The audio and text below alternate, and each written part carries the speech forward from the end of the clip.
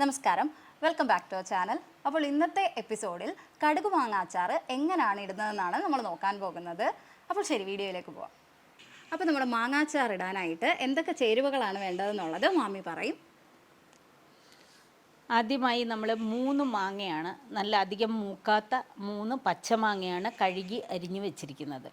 അതോടൊപ്പം കാശ്മീരി ചില്ലി മുളക് പൊടിയാണ്. അതെന്ന് പറയുന്നത് നമുക്ക് കളറും അധികം എരിവും ഉണ്ടാകാതിരിക്കാൻ വേണ്ടിയിട്ടാണ് ഈ കാശ്മീരി ചില്ലി നമ്മൾ ഉപയോഗിക്കുന്നത്. അതോടൊപ്പം ഉപ്പ്, ഉലുവാപ്പൊടി, അതോടൊപ്പം കടു വറുക്കുന്നതിന് വേണ്ടിയിട്ട് കടുക്, 4 വറ്റൽമുളക്, 2 ചെറിയ ഉള്ളി, അതോടൊപ്പം തന്നെ കറിവേപ്പില, കായപ്പൊടി, വെളിച്ചെണ്ണയാണ് നമ്മൾ ഉപയോഗിക്കുന്നത്.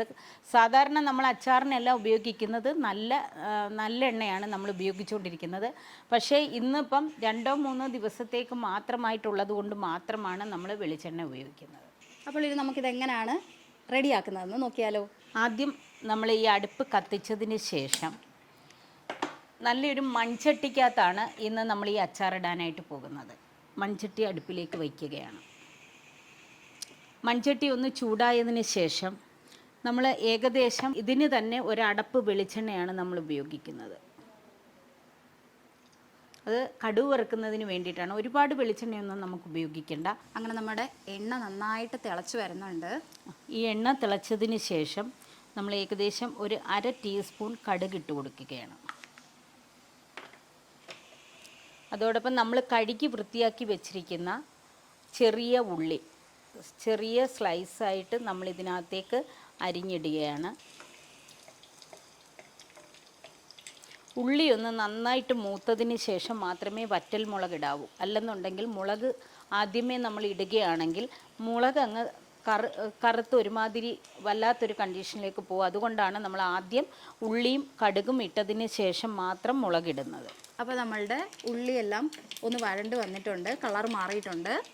അതിന് ശേഷം നമ്മൾ ഈ വറ്റൽ മുളക് നമ്മൾ ഇതിലേക്ക് ഇടുകയാണ്. ഈ 4 വറ്റൽ മുളകാണ് നമ്മൾ എടുത്തു വച്ചിരിക്കുന്നത്, ഇടുകയാണ്. അതോടൊപ്പം തന്നെ നമ്മുടെ ഈ അടുപ്പിൻ്റെ തിരി ഒന്ന് താഴ്ത്തി വയ്ക്കുക.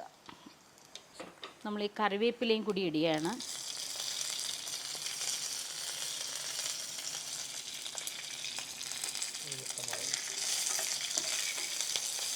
നല്ലൊരു മണം, ഇതെല്ലാം മൂത്ത് വരുന്നതിൻ്റെ ഒരു മണം നമുക്ക് കിട്ടുന്നുണ്ട്. നന്നായിട്ട് വഴണ്ട് വരുന്ന സമയത്ത് നമ്മളിവിടെ എടുത്തു വച്ചിരിക്കുന്ന മാങ്ങയുണ്ട്, അതിനകത്തേക്ക് നമ്മൾ ഉപ്പിടുകയാണ്. ആവശ്യത്തിനുള്ള ഉപ്പ്. ഞാനിപ്പോൾ ഇതിനകത്ത് 2 ചെറിയ ടീസ്പൂൺ ഉപ്പാണ് ഉപയോഗിക്കുന്നത്.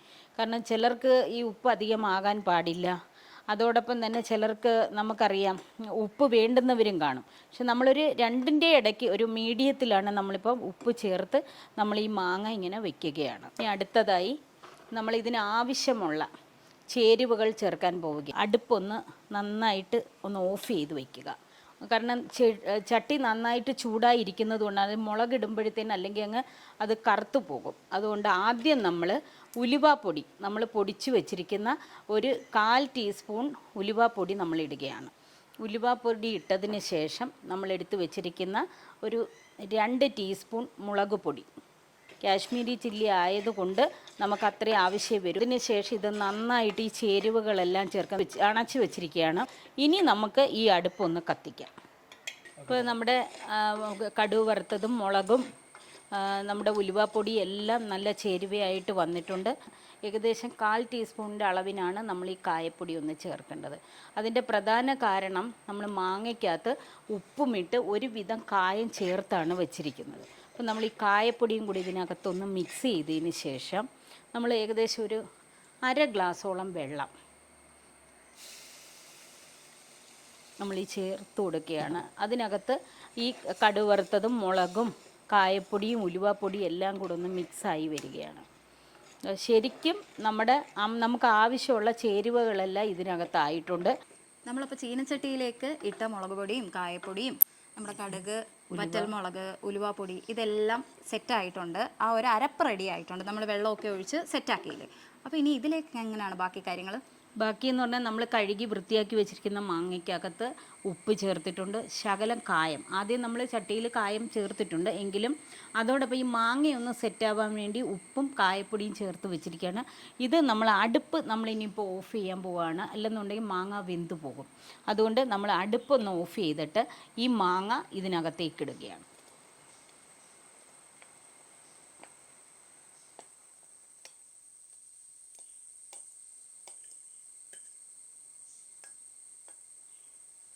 ഇനി നമ്മൾ ഈ ചേരുവകളെല്ലാം കൂടി ഇതിനകത്തേക്ക് ചേർക്കുകയാണ്.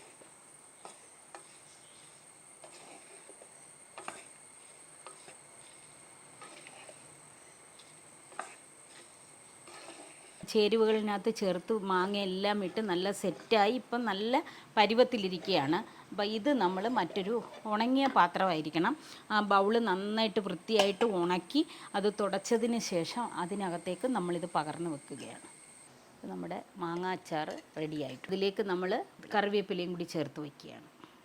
മാങ്ങ റെഡിയാക്കി വെച്ചിട്ടുണ്ട്. നമ്മൾ ആദ്യം ചിന്തിക്കേണ്ട 1-2 കാര്യം, ഇപ്പം മാങ്ങയുടെ സീസണെല്ലാം കുറഞ്ഞു വരുന്നൊരു സാഹചര്യമാണ്. ഇപ്പോൾ പഴുത്ത മാങ്ങയായിരിക്കും കിട്ടുന്നത്, അല്ലെങ്കിൽ പിന്നെ നമ്മുടെ വീടുകളിൽ നിന്നും പിടിക്കുന്ന മാങ്ങയല്ലാതെ വരുന്ന പല സ്ഥലങ്ങളിൽ നിന്നും വരുന്ന മാങ്ങകളായിരിക്കും. അപ്പോൾ അതിൻ്റെ പുളി വ്യത്യാസമായിരിക്കും. ചില മാങ്ങകൾക്ക് നല്ല പുളിപ്പ് കാണും, ചിലത് പുളിപ്പില്ലാത്ത മാങ്ങയായിരിക്കും. അപ്പോൾ അതനുസരിച്ച് വേണം. അപ്പോൾ നമ്മളിതിനകത്ത് വിനാഗിരി ഒന്നും ചേർത്തിട്ടില്ല.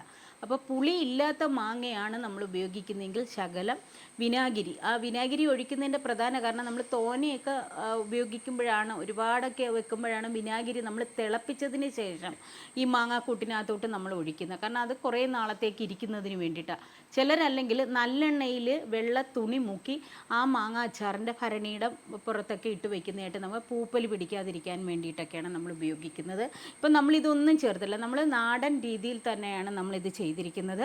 അപ്പോൾ ഇത് നല്ല പുളിപ്പുള്ള മാങ്ങയായതുകൊണ്ട് നമ്മൾ വിനാഗിരിയോ മറ്റൊന്നും തന്നെ ഇതിനകത്ത് ഉപയോഗിക്കുന്നില്ല. അങ്ങനെ നമ്മളുടെ കടുമാങ്ങ സെറ്റായിട്ടുണ്ട്. നമ്മളിപ്പോൾ ഈ ബൗളിലോട്ട് പകർന്നിട്ടുണ്ട്. ഇനിയിപ്പോൾ ഈ ബൗളിൽ പകർന്നത് നിങ്ങൾക്കറിയാമല്ലോ, നമ്മളിപ്പം നിങ്ങളുടെ മുന്നിലോട്ട് അത് പ്രസൻറ്റ് ചെയ്യുമ്പോഴത്തേക്കും കുറച്ച് ഭംഗിയായിട്ടൊക്കെ ചെയ്യണ്ടേ. ഇനിയിപ്പോൾ ഇത് ഞങ്ങൾ ഒരു ഭരണിയിലോട്ട് മാറ്റുന്നതായിരിക്കും. ഇനിയിപ്പോൾ ഇതൊരു 2-3 ദിവസം, കാര്യം ഇവിടെ എല്ലാവരും നന്നായിട്ട് അച്ചാർ കഴിക്കുന്ന ആൾക്കാരുമാണ്. നേരത്തെ പറഞ്ഞല്ലോ, കുറച്ച് ദിവസം ഇരിക്കുന്നത് കൊണ്ട് മാത്രമല്ല ഇവിടെ മിക്ക ആൾക്കാർക്കും വിനാഗിരി അലർജിയാണ്.